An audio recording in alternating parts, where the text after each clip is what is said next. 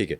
अच्छा ऐसा हमने देखा है कि वेस्ट में टीनेज में लड़के लड़कियां हों या ओल्ड एज में हों, जो सप्लीमेंट्स हैं फूड सप्लीमेंट्स, वो बहुत अर्ली एज में शुरू कर देते हैं यूज़ करना, लेकिन यहाँ पर उसको टैबू समझा जाता है कि भाई नहीं खाना चाहिए बच्चों को, सप्लीमेंट्स नहीं देने चाहिए।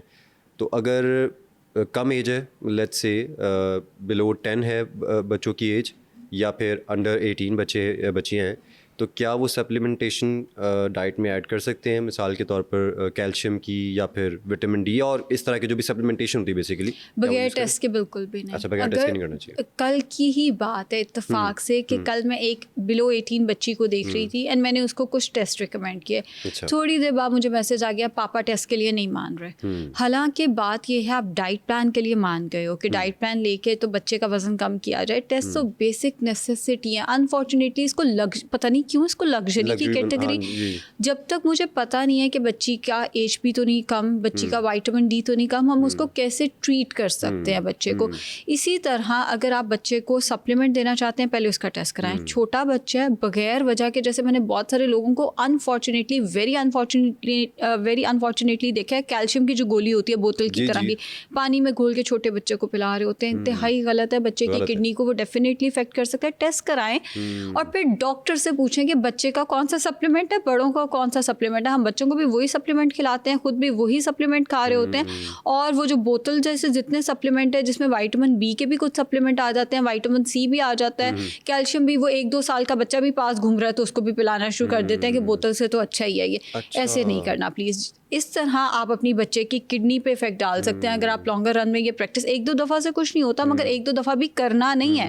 बट द थिंग इज़ कि अगर आप लॉन्गर रन में ये प्रैक्टिस लेके चलते हैं कि आप खुद भी पी रहे हैं, बच्चे को भी कैल्शियम पिला दिया, फिर एक घूंट लिया, फिर बच्चे को, उसकी किडनी को इफेक्ट करेगा। डेफिशिएंसी नहीं है और तो प्रॉपर टेस्ट देना ही नहीं चाहिए। तो फिर बिल्कुल ना लें। और आपने वो बात वो सही की, यहाँ पर या तो उसको लग्जरी समझा जाता है या फिर ये भी समझा जाता है कि अगर हम सिर्फ बीमार हैं तभी शायद टेस्ट करवाने जाना चाहिए, अदरवाइज हमें ज़रूरत नहीं है। एक और अगैन मैं बार बार वेरी अनफॉर्चुनेटली कह रही हूँ, लेकिन अगैन वेरी अनफॉर्चुनेटली एक और चीज़ समझा जाता है कि अगर हमने टेस्ट लिख के दिए इसमें हमारा कोई कमीशन है। हालांकि अगर मैं यहाँ बैठ के किसी को दूसरे शहर में टेस्ट लिख के दे रही हूँ, मैं कह रही हूँ कहीं से भी करा लो, तो उसमें मेरा तो कोई फ़ायदा नहीं है।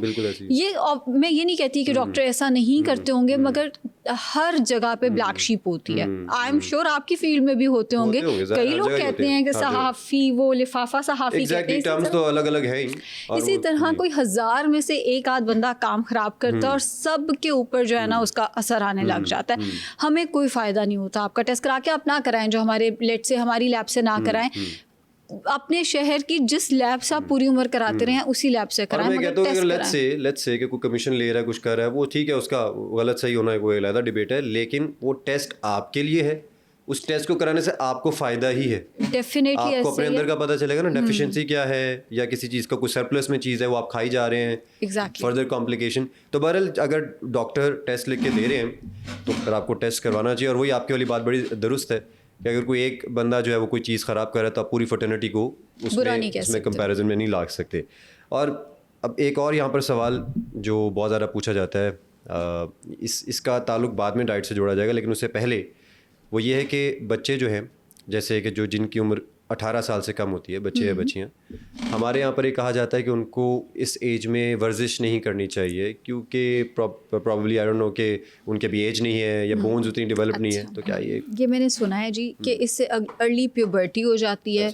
अगर बच्चियाँ जो हैं वो एक्सरसाइज करती हैं, मैंने वाकई सुना है लोगों से, तो उनके बाद में बच्चे नहीं होते, रिप्रोडक्शन के मसले आ जाते हैं वगैरह वगैरह। इवन मेल्स के बारे में भी ये कहा जाता है कि अगर आप एक्सरसाइज करते हो तो खुदा ना खासा जी टेस्टोस्टेरोन कम हो जाता है। ये पता नहीं क्या क्या बातें हैं जिसका ना तो कोई सरपाऊ है बातों का, कोई फैक्चुअल बात नहीं है। एक्सरसाइज अच्छी चीज़ है।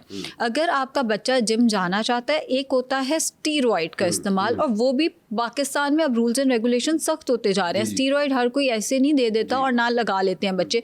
बहरहाल अगर आपका बच्चा जिम जाना चाहता है और किसी अच्छे जिम जाना चाहता है, ज़रूर लेके जाएं उसको।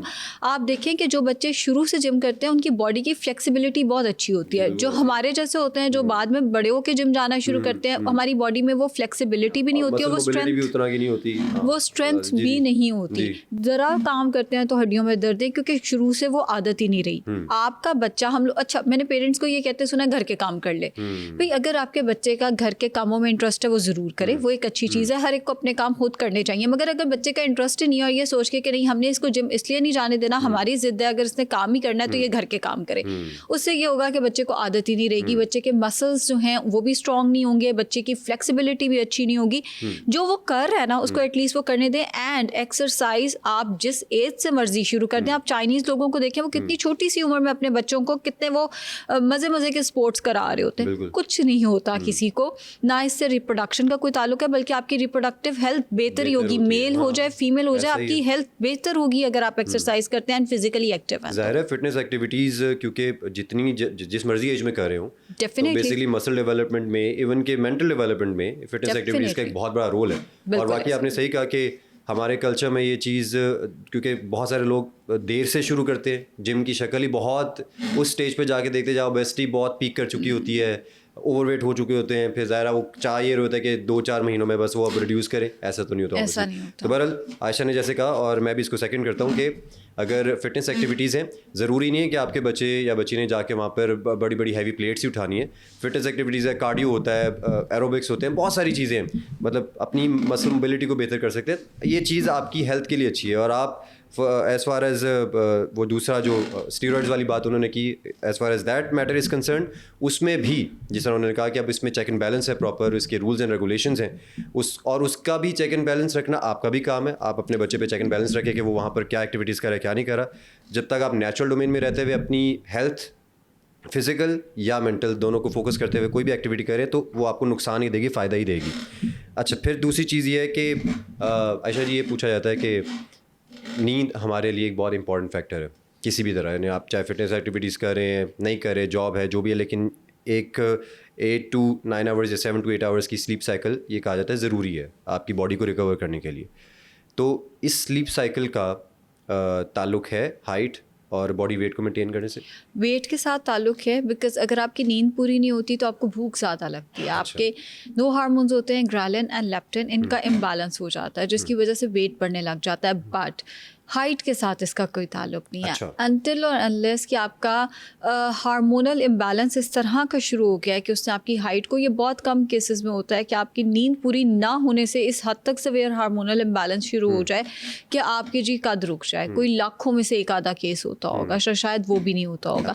लेकिन अगर आपकी नींद पूरी नहीं हो रही, कद नहीं रुकेगा, आपका वेट बढ़ना शुरू कर सकता है। वो भी कुछ लोगों में मैंने देखा है कि उनकी अगर नींद पूरी ना हो, वो खा ही नहीं पाते कुछ, उनसे खाया ही नहीं जाता अगर उनकी नींद पूरी पर्सन टू पर्सन वेरी कर सकता है। जो साइंटिफिकली हम कहते हैं, वो यही कहते हैं कि वेट बढ़ सकता है आपका अगर आपकी नींद जो है वो टाइम पे पूरी नहीं होती, या आप 6 से 8 घंटे की नींद पर डे जो है वो नहीं लेते। अच्छा आयशा, इसी से जुड़ा एक क्वेश्चन है जो कि बहुत पूछा जाता है, हमारे यूट्यूब पे भी ये बहुत ज़्यादा पूछा जा रहा है, मुझसे पर्सनली बहुत सारे लोग सवाल करते हैं कि नींद जो है ना, एक तो होता है ना कई लोगों को ज़्यादा नींद आती है, ज़्यादा सोते हैं। बिल्कुल ठीक है। आजकल के दौर में जो ज़्यादा मसला बना है, लोगों को नींद आ नहीं रही, लेट नाइट जागते रहना है। और ये नहीं कि जानबूझ के वो सोए, कहते हैं हम सो ही नहीं पाते, यानी फ़ोन भी साइड पर रख दिया, लाइट्स ऑफ कर ली, ऑन कर ली, जो भी तरीका कर लिया, लेकिन वो जाके रात के 2-3 बजे तक ही आँख लगती है और फिर ऑब्वियसली अर्ली उठना है, मसला बना हुआ है। तो ऐसी कोई डाइट है या ऐसी कोई चीज़ है जो इसको एड कर सके कि एटलीस्ट आप जल्दी सोने की आपकी कोशिश हो सके? एक तो इस केस में भी मैग्नीशियम ग्लाइसिनेट का सप्लीमेंट हेल्प कर सकता है पुरसकून नींद। दूसरा हमारे पास आ जाती है कैमोमाइल टी। अच्छा। कैमोमाइल टी इजीली मिल जाती है, बड़े बड़े अच्छे ब्रांड्स की अवेलेबल है, डिफरेंट आपको ऑनलाइन डिफरेंट ब्रांड्स की मिल जाएगी, हर अच्छे स्टोर पे पड़ी हुई होती है। रात के खाने के 1 घंटे के बाद कैमोमाइल टी का इस्तेमाल करें। फिर हमारे पास आ जाता है हल्दी दूध, इसको हम बड़ा अंडर एस्टिमेट करते हैं। बेसिकली दूध पीने से हमें नींद आती है। अच्छा। वो आपको थोड़ा स्लो डाउन कर देता है। अच्छा। तो दूध के अंदर डाइजेशन प्रोसेस शुरू नहीं कर। अच्छा। दूध के अंदर 1 चुटकी हल्दी, 1 चुटकी काली मिर्च डाल के इसको उबालें। इसके अंदर अगर आप फ्लेवर एनहांस करने के लिए 1 चाय का चम्मच शक्कर या शहद ऐड करना चाहते हैं तो आप कर सकते हैं। वो आपने बेड टाइम पे 1-1 घूंट करके पीना है, वो भी आपको नींद में हेल्प कर सकता है। फिर बनाना एंड चेरीज़, चूँकि इनमें ट्रिप्टोफन ये रिलीज़ करते हैं, तो ये भी बहुत अच्छा सोर्स है उन लोगों के लिए जिनको नींद का प्रॉब्लम रहता है। वो